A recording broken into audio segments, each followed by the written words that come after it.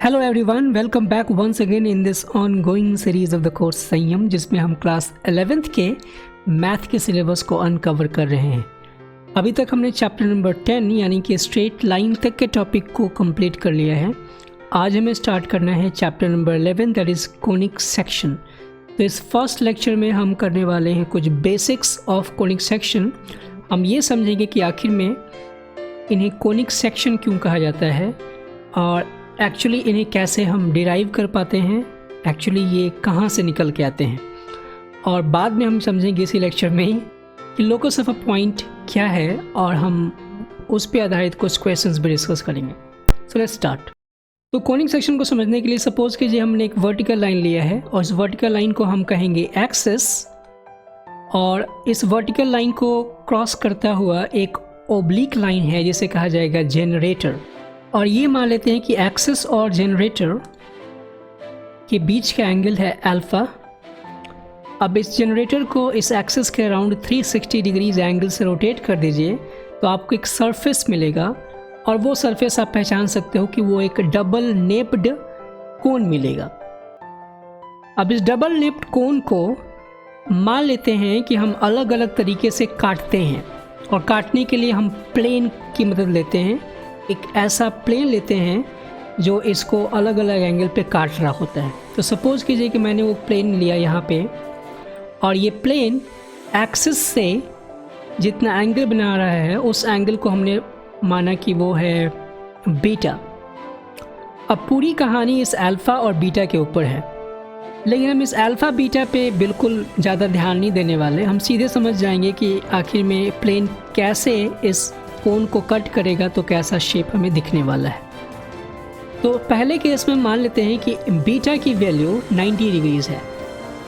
अगर बीटा की value 90 degrees होगी तो ऑफ कोर्स आप पाओगे कि कोन वो जो कटिंग प्लेन है उसके परपेंडिकुलर होगा, और उस केस में प्लेन चूँकि एक्सिस के परपेंडिकुलर है तो कोन का जो शेप कट के आएगा वो एक सर्कल होगा। तो आपने समझा कि प्लेन अगर perpendicular to the cone axis cut करेगा कोन को, तो उस केस में सर्कल बनेगा।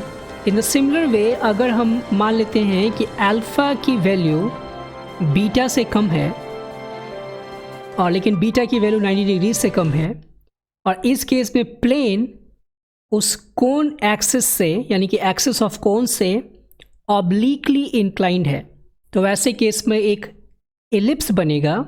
लेकिन आगे यही प्लेन अगर पैरेलल टू द जनरेटर हो जाए, यानी कि बीटा की वैल्यू अल्फ़ा के बराबर हो जाए, तो उस केस में जो शेप बनेगा वो बन जाएगा पैराबोला।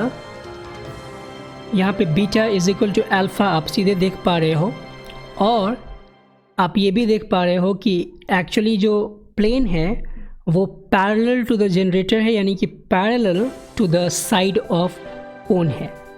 तो इस केस में बन रहा है पैराबोला। अब एक लास्ट केस बचता है, अगर हम बीटा की वैल्यू अल्फ़ा से कम कर दें, ऑफ कोर्स बीटा की वैल्यू नेगेटिव नहीं होगी, तो उस केस में क्या होगा कि जो प्लेन होगा वो उस कोन के दोनों नेप को कट करेगा, और उन दोनों को कट करने से जो सरफेस निकल के आएगा उसे हम कहेंगे हाइपरबोला। आप ध्यान दीजिए कि जो पैराबोला का केस था, चूँकि उसमें प्लेन उस जनरेटर के पैरेलल था, तो केवल एक ही नेप को वो, एक ही हिस्से के कोन को वो कट कर पा रहा था। लेकिन हाइपरबोला के केस में वो दोनों हिस्सों को कट कर पाएगा, एंड उस केस में हमें ऐसा शेप देखने को मिलेगा।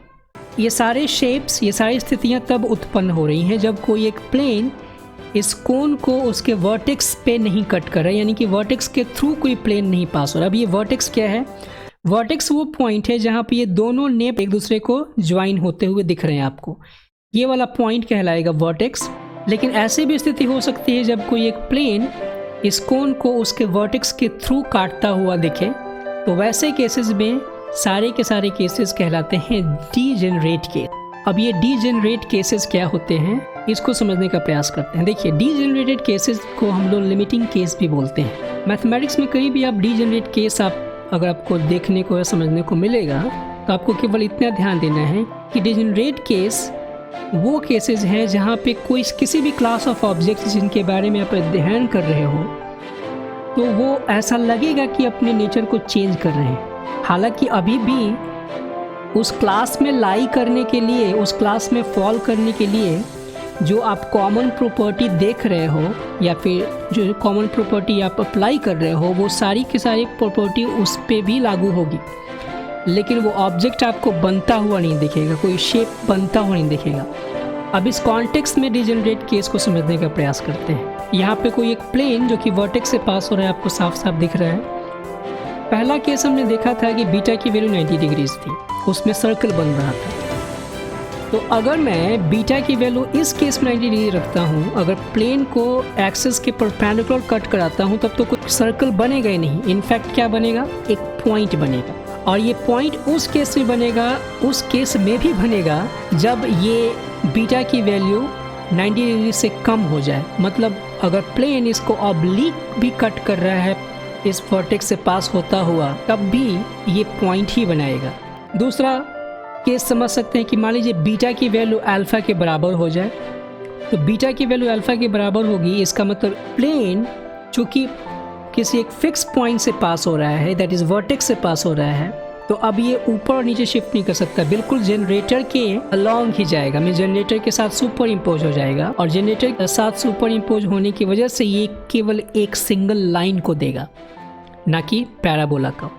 तो इस केस को हम पैराबोला का डीजेनरेट केस कहते हैं, क्योंकि पैराबोला के लिए जो प्रॉपर्टी एक प्लेन और कोन के साथ होनी चाहिए, वो सारी प्रॉपर्टीज ये प्लेन भी फुलफिल कर रहा है, लेकिन पैराबोला को कंस्ट्रक्ट नहीं कर पा रहा है, पैराबोला को दिखा नहीं पा रहा है। तो ये क्या दिखाएगा, केवल एक सिंगल लाइन, और ये पैराबोला का डीजेनरेट केस है। इन द सिमिलर वे, अगर हम अल्फ़ा की वैल्यू बीटा से बड़ी रखते हैं, लेकिन अभी भी ये प्लेन वर्टेक्स से ही पास हो रहा है, तो इस केस में आपको पेयर ऑफ स्ट्रेट लाइन मिलेगा, हाइपरबोला नहीं मिलेगा, और इस केस को हम हाइपरबोला का डीजेनरेट केस कहते हैं। तो उम्मीद है कि आपने इन सभी चीज़ों को समझ लिया होगा। आपने ये समझ लिया है कि कोई प्लेन अगर वर्टेक्स से नहीं पास हो रहा है, तो उस केस में कौन कौन से शेप्स बन सकते हैं। मुख्यतः 4 तरीके के शेप्स के बारे में आपको अध्ययन करना है। शेप्स मीन्स कोनिक सेक्शन, तो 4 तरीके के कोनिक सेक्शन के बारे में आपको अध्ययन करना है, दैट इज सर्कल,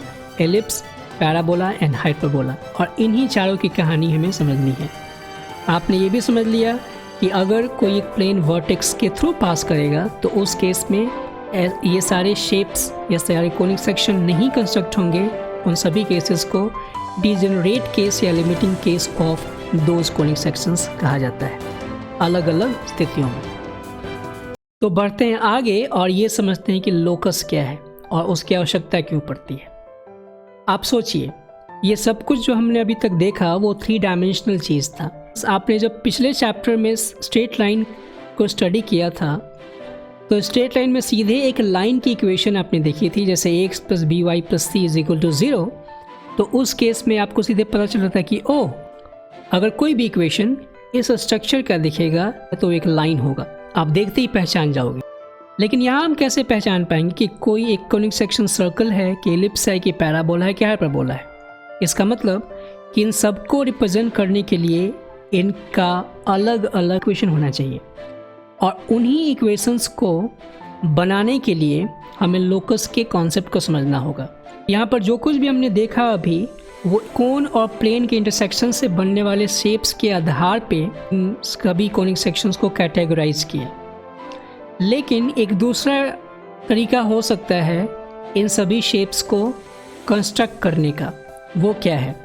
एक प्लेन के अंदर वेरिएबल पॉइंट आपको पता है कि x, y होता है। अब उस x, y के ऊपर हम कुछ कंडीशन लगा दें कुछ गिवन सर्कमस्टांसेस में, और उन कंडीशंस के आधार पे अगर हम x और y को रिलेट कर दें, तो वो जो रिलेशन बनेगा वो कहलाएगा locus of that variable point x, y। यानी कि सीधे शब्दों में कहा जाए तो लोकस क्या है? The path traversed by a point under given conditions. Simple. अब लोकस को बनाने के लिए, लोकस को फाइंड आउट करने के लिए मैथमेटिकल स्टेप्स क्या हैं? करना क्या होता है कि कोई भी पॉइंट आपको अज्यूम कर लेना होता है, variable point that is h, k। आप x, y भी लोगे तब भी कोई दिक्कत नहीं होगी, इसकी जगह पे आप x, y भी ले सकते हो। लेकिन कई बार x, y को हमें साथ ही साथ उस इक्वेशन में इंट्रोड्यूस करना पड़ता है, इस वजह से x, y आप अवॉइड कीजिए। तो हम क्या लेंगे, कोई भी पॉइंट h, k। उसके बाद हम जो भी कंडीशंस देखते हैं हमारे पास जो गिवन है उसके आधार पे h और k में एक रिलेशन को स्थापित करने का प्रयास करेंगे। अगर स्थापित हो गया तो ऑफ कोर्स हम h की जगह पे x और k की जगह y रिप्लेस कर देंगे, तो वो रिलेशन उस स्थिति में इस पॉइंट P का लोकस कहलाएगा। कई बार हमें अलग से कुछ चीज़ें इंट्रोड्यूस करनी पड़ती हैं, अज्यूम्ड पैरामीटर्स अज्यूम करने पड़ते हैं h और k को रिलेट करने के लिए। तो लास्ट में आपको देखना चाहिए कि जो भी अजम्पशन आप यहाँ पे लोगे उन अजम्पशंस का कोई भी सिंबल इसके अंदर नहीं आना चाहिए रिलेशन में। तो हम क्या करते हैं कि पहले ये समझते हैं आज के लेक्चर में कि लोकस आखिर में हम फाइंड कैसे करेंगे। इसके बाद आगे के सब्सिक्वेंट लेक्चर्स में हम बारी बारी से चारों कोनिक सेक्शंस को लोकस ऑफ अ पॉइंट के आधार पे समझने का प्रयास करेंगे। तो अभी कुछ क्वेश्चंस लेते हैं और देखते हैं कि कौन कौन से सिचुएशंस कंडीशंस में कैसे कैसे लोकस फाइंड करने हैं। Let's see. सबसे पहला क्वेश्चन है, 2 पॉइंट्स गिवन है a2,1 एंड b4,3 और आपको पता करना है कि ऐसा पॉइंट P का लोकस जो कि इस तरीके से स्थित है जिससे कि APB 90 डिग्रीज बन रहा है। तो क्या करते हैं, मान लीजिए हमारे पास कोई एक पॉइंट है A जिसको मैंने माना 2,1, B है 4,3 और एक पॉइंट P हमने कहीं भी ऐसे ले लिया, लेट्स से लाइक दिस, और इसको मैंने ज्वाइन किया तो हमारे पास गिवन है कि ये एंगल होना चाहिए 90 डिग्रीज। तो क्या करेंगे, सबसे पहले इस P के कोऑर्डिनेट्स को मानेंगे x, y या फिर h, k। तो मैं इसमें x और y डिस्टर्ब नहीं करेगा हमें, तो x, y लेके ही चलते हैं।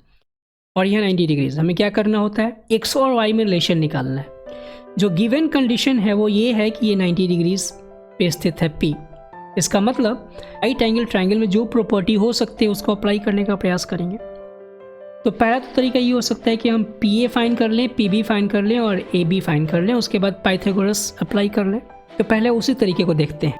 तो हमें क्या करना है, that is PA squared plus PB squared is equal to AB squared.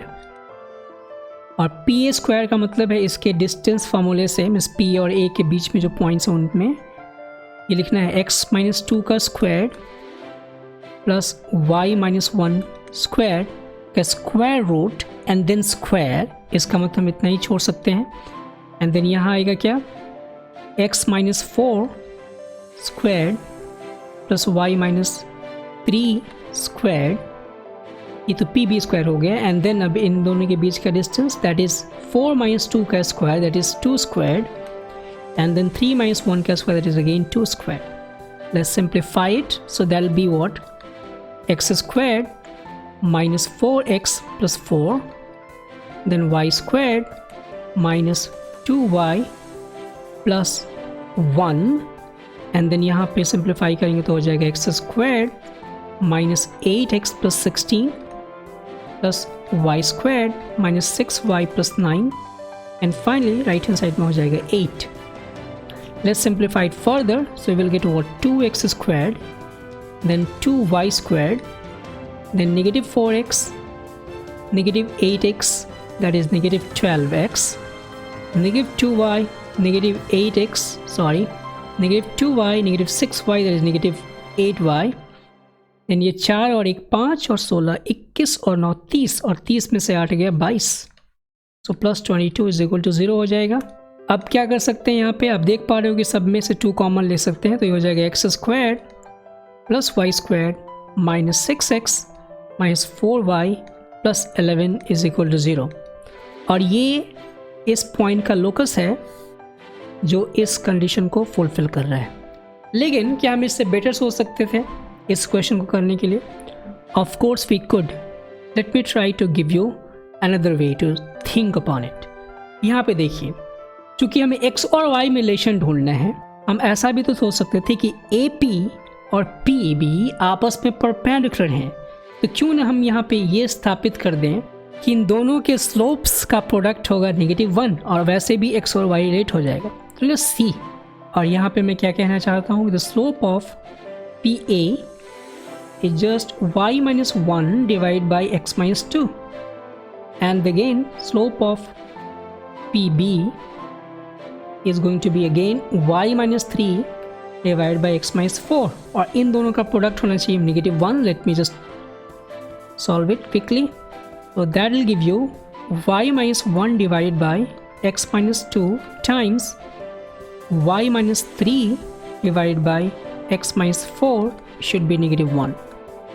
So that will give you y squared minus 4y plus 3, और इधर चला जाएगा negative of x squared minus 6x plus 8.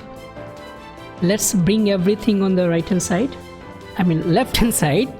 So that will give you x squared, और ये चला जाएगा plus y square तो रह जाएगा, एंड देन नेगेटिव 4y रह जाएगा, इधर हो जाएगा नेगेटिव 6x, और 3 और प्लस 8 होके हो जाएगा 11.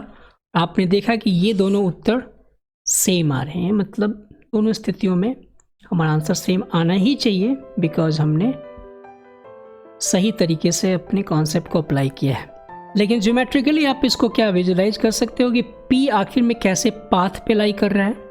जिन लोगों ने सर्कल पढ़ लिया है उन लोगों ने तो ये रिकॉग्नाइज कर लिया होगा कि ये सर्कल रिप्रेजेंट करेगा, लेकिन ज़रा कल्पना करके देखिए कि आखिर में ऐसा क्यों हो रहा है कि एक सर्कल पे ही लाई करेगा पॉइंट P. क्योंकि AB एक ऐसा लाइन है जो पॉइंट P पर 90 डिग्रीज बना रहा है. अब पॉइंट P प्लेन में कहीं भी हो जाए, APB जो एंगल होगा वो 90 डिग्रीज ही होगा, यानी कि AB डायमीटर होगा और P सरकमफ्रेंस पर का पॉइंट होगा. क्योंकि ज्योमेट्रिकली यही एक स्थिति बनती है जहाँ पे कोई एक सेगमेंट किसी पॉइंट पे 90 डिग्रीज बनाता है, चाहे पॉइंट कहीं भी ट्रैवल करे. इसका मतलब पॉइंट P को एक सर्कल के सरकमफ्रेंस पे ही होना चाहिए जिस सर्कल का डायमीटर AB होगा. इस वजह से पॉइंट P का लोकस एक सर्कल होगा जिसका इक्वेशन ये आया है. Alright, let's move to the next question. इस क्वेश्चन में कहा गया है rod of length 15 centimetre rests in between two coordinate axis in such a way that one of its end rests on x-axis and another on y-axis. Find the locus of a point on the rod which is at the distance of 6 cm from the end of the x-axis. अब इसके कहने का मतलब क्या है ये समझते हैं पहले. ये हमारे पास एक्सेस है, मीन्स एक्सेस हैं, और उनके ऊपर एक रॉड ऐसे प्लेस किया गया है जिसकी लेंथ 15 सेंटीमीटर दी गई थी. अब इस रॉड के ऊपर एक ऐसा पॉइंट है P जो कि x एक्सिस के एंड पे जहाँ पे रॉड टच कर रहा है वहाँ से 6 सेंटीमीटर के डिस्टेंस पे है. इसका मतलब कि जो दूसरा एंड होगा वहाँ से इस पॉइंट P का डिस्टेंस 9 सेंटीमीटर होना चाहिए, तभी तो ये पूरा 15 सेंटीमीटर बन पाएगा. तो हमें निकालना है कि ये रॉड अगर इस एक्सिस को टच करते हुए ही स्लाइड हो रहा है, और ये दूसरे कोऑर्डिनेट में भी जा सकता है, तीसरे में भी जा सकता है, चौथे में भी जा सकता है, तो उस केस में इस पॉइंट P का लोकस क्या होगा. तो फिर से हम क्या करेंगे, इस पॉइंट P के कोऑर्डिनेट को मान लेते हैं कि वो h, k है, और अब हमें स्थापित करना है एक रिलेशन h और k में. सबसे पहले हम इस पॉइंट को मान लेते हैं कि ये है A, ये पॉइंट हमने मान लिया B, और ये तो P पहले से है. अब यहाँ पे हम क्या करते हैं कि यहाँ P से एक परपेंडिकुलर मैंने ड्रॉप किया इस y एक्सिस पे, और एक परपेंडिकुलर ड्रॉप किया x एक्सिस पे. अब ऐसा क्यों किया गया है, ताकि हमें एग्जैक्ट पता चल सके कि P की स्थिति x और y एक्सिस से क्या है.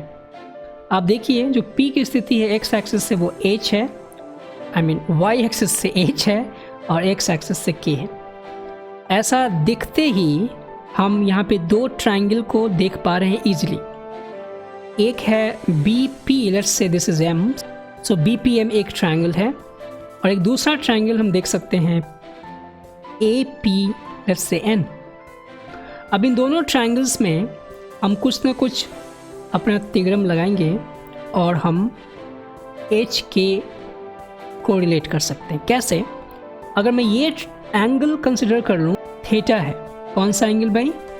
एंगल PAN को मैंने कंसिडर किया कि वो थीटा है, तो ऑफ कोर्स वही एंगल ये BPM बनाएगा, isn't it? Yes it is. और हम क्या करते हैं, अब इन ट्रायंगल PAN, यहाँ हम लिख सकते हैं क्योंकि हमें K को और 6 को रिलेट करना है, तो we can use sin theta is equal to K by 6 perpendicular by hypotenuse. और उसी तरीके से in triangle BPM we can write cosine theta as h by 9 because it is based by hypotenuse।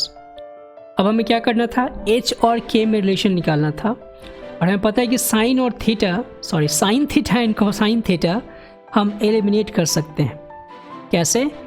क्योंकि sign square theta plus cos square theta 1 होता है।